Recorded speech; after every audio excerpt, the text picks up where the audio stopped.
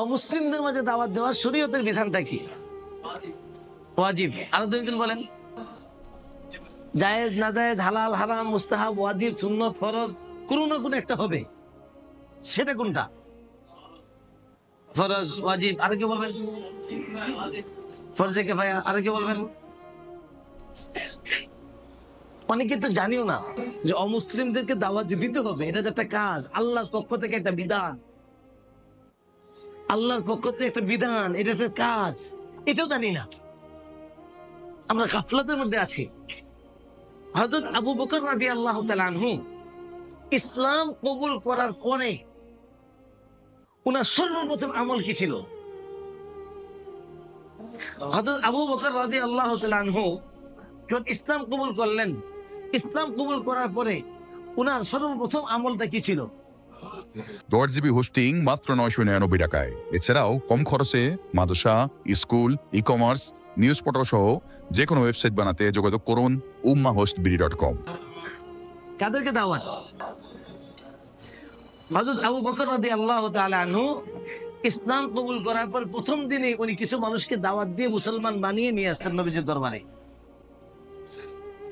সাহাবায়ে কেরাম তারা দাওয়াত পৌঁছিয়েছেন, ছড়িয়ে দিয়েছেন বিভিন্ন জায়গায়।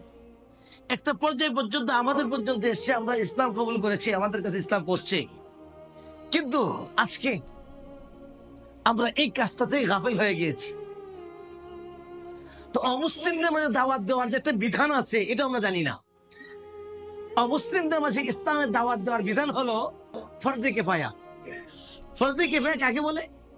ফরজে কিফায়া বলা হয় এমন একটা কাজ যেই কাজটা সকলের উপর দায়িত্ব, সকলের পক্ষ থেকে কিছু মানুষ যদি কাজটা আদায় করে দেয় তাহলে সকলের পক্ষ থেকে ফরজে কিফায়া আদায় হয়ে যাবে। একটা উদাহরণ দেন তো দেখি ফরজে কিফায়ার। জানাজার নামাজ। জানাজার নামাজের মধ্যে তাদফিন, তাকফিন, কাফন, দাফন করা, এই কাজটা সম্পূর্ণ করা পুরো এলাকার সকল মানুষের উপর দায়িত্ব। সকল মানুষের পক্ষ থেকে কিছু মানুষ যদি কাজটা আদায় করে দেয় তাহলে সকলের পক্ষ থেকে কাজটা আদায় হয়ে যাবে। এবার বলেন, একজন মানুষ মারা গেল, তার কাফন, দাফন, জানাজা, কবরস্থান নিয়ে যাওয়া, আনা, এই সকল কাজ সম্পূর্ণ করতে হলে কমপক্ষে কয়জন লোক দরকার? 4 জন লোক। একজন ইমাম, 3 জন মুক্তাদি, 4টা খুঁটি ধরে 4 জন নিয়ে যাবে। তো 4 জন মানুষ দরকার। এই কাজটা করার জন্য 4 জন দরকার। এবার বলুন, যদি একজন ব্যক্তিও কাজটা সম্পূর্ণ করে দেয়, মুফতি সাহেবের কাছে ফতোয়া চাইলে মুফতি সাহেব বলবেন কাজটা সম্পূর্ণ ঠিক হয় নাই, ভালো হয় নাই, তবে কাজটা যেহেতু আদায় হয়ে গিয়েছে, দেন ফরজে কিফায়া আদায় হয়ে গেছে।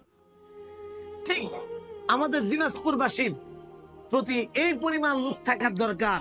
আজকে এত খ্রিস্টান, এত হিন্দু পুরো দিনাজপুরে, দলে দলে মুসলমান, খ্রিস্টান হচ্ছে দিনাজপুরে। তাদের আমার জানা মতে অনেক কয়েক ডজন প্রচারক আছে খ্রিস্টানদের, যারা বেতনভুক্ত দাওয়াত দিয়ে মানুষকে খ্রিস্টান বানায়। কিন্তু আমাদের মুসলমানদের পক্ষ থেকে আল্লাহর একটা ফরজ বিধান, ফরজে আইন হোক আর কিফায়া হোক, জিনিসটা কিন্তু ফরজ। আইন হোক আর কিফায়া হোক, জিনিসটা কি? ফরজ। এটা তো কিফায়া আর আইন আমলের উপর তার পরিবর্তন। অর্থাৎ আইন হলো ব্যক্তি এবং কাজ দুইটাই দরকার, আর কিফায়া হলো কাজটা হয়ে যাওয়া দরকার।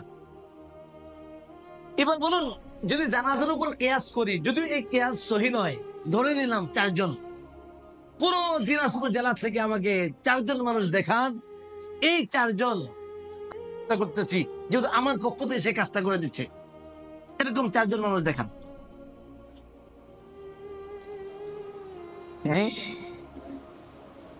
3 জন দেখান, 2 জন দেখান। আপনারা বলেন, তাহলে আমরা কি ফরজে কিফায়া আদায় করতেছি? ভাই, ফরজ তরক করা সবের কাজ না গুনার কাজ? ফরজ তরক করা, আচ্ছা, নফলের গুরুত্ব বেশি না সুন্নতের গুরুত্ব বেশি? সুন্নতের গুরুত্ব বেশি না ওয়াজিবের গুরুত্ব বেশি? ওয়াজিবের গুরুত্ব বেশি না ফরজের গুরুত্ব বেশি? তাহলে একটা ফরজ তরক করা সবের কাজ না গুনার কাজ? তাহলে আমি যে একটা ফরজ তরক করার কারণে গুনাহগার হচ্ছি, এই উপলব্ধি কি আমার মধ্যে আছে?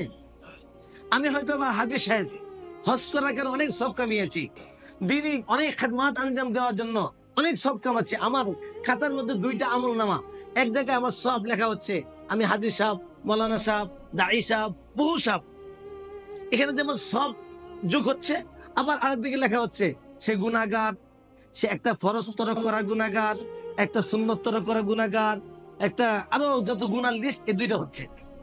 সবের লিস্ট যেমন বাড়তেছে, গুনার লিস্টের মধ্যে আমার লিস্টের খাতার মধ্যে আমার নাম এটাও আছে যে আমি একজন ফরজ তরককারীর গুনাহগার। কিন্তু আমি যে একজন ফরজ তরককারী গুনাহগার, এই উপলব্ধিটা কি আমার মধ্যে আছে? যদি উপলব্ধি থাকে তওবা নসিব হবে,